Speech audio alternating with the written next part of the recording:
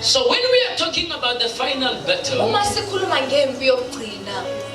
it is because we have done so much damage in the realm of the spirit.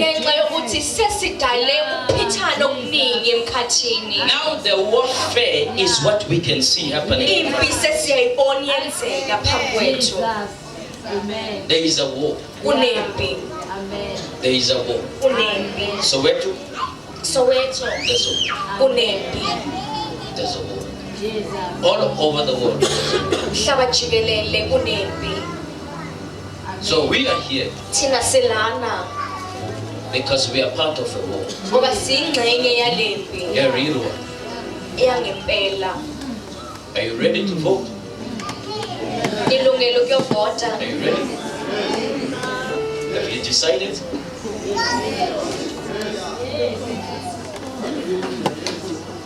What if I tell you that voting is not biblical?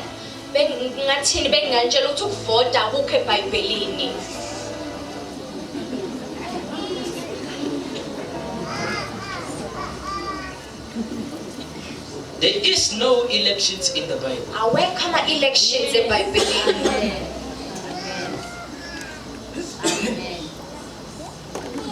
So God is not attached to elections.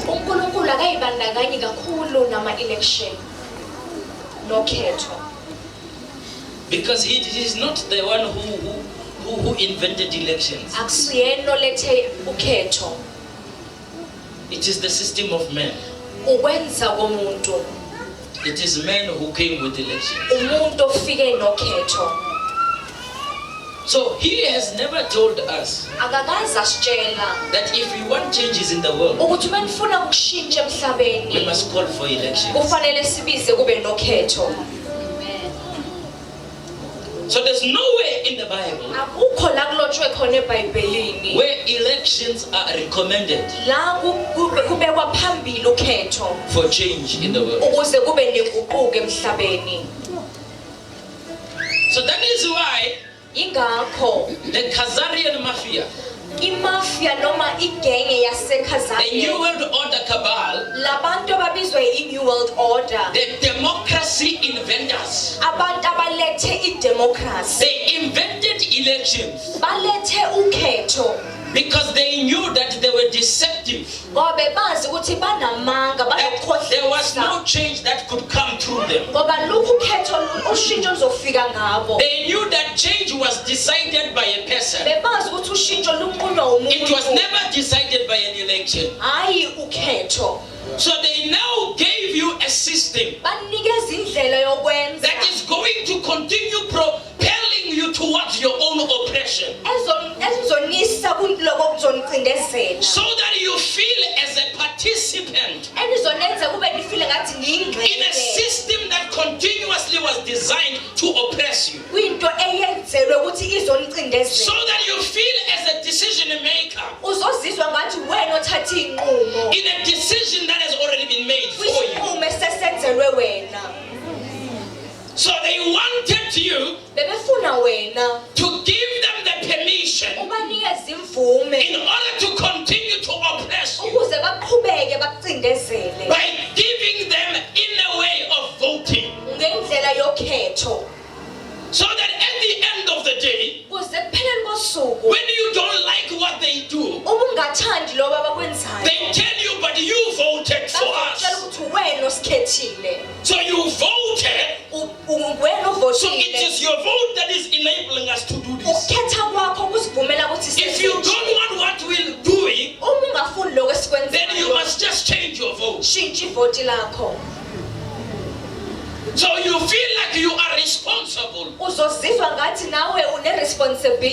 what is happening, because you voted for the people who are doing the evil. But you don't know that whatever that you do by voting, it is simply a stamp on whatever has been agreed by those who are in decision-making bodies. That is why in the Bible, God never invented election, he chose kings that could not be elected. The people that God chooses, they don't have to be elected to be on power. The people that God chooses, they are appointed by divine enablement. So they don't need any level of man affirmation in order for them to do the will of God on the earth. Amen. But Satan, who understands that men are given the power of choice, and no one was created to rule over men and to subdue men. So in order to oppress men, you ought to get permission from them. So Satan, who understands that you can make a person to be a participant in their own oppression, decided that we must create a system where the people give us their power, so that we can use their power to oppress them, to do evil on them. So elections are simply like a movie that is scripted. For 400 years, this cabal that has been controlling the world is the one that decides what happened in the fate of the nation.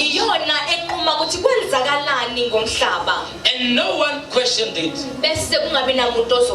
No one questioned it because they called it democracy. That you are free. But you did not understand that you were not really free. You were actually given permission to choose one of their servants as a person to lead you. As long as whoever that you are choosing is one of their servants, they don't have a problem, because they know that they are the one who are the chess masters. And those who are in the politics are simply the pawns in their game.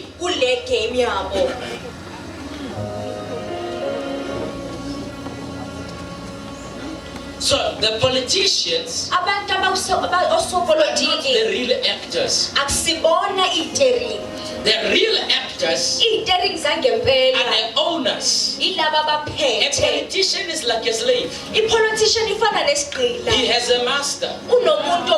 He does not work for those who vote for him. He works for those who fund him.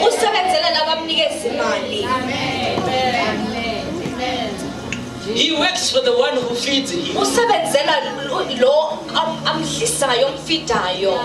over the world, politicians are controlled by 13 families. This 13th family calls itself the pure blood of Lucifer. They have ascribed to themselves that they are the only one who are the custodians of the riches of the world. And they therefore have the power to prepare for the Antichrist.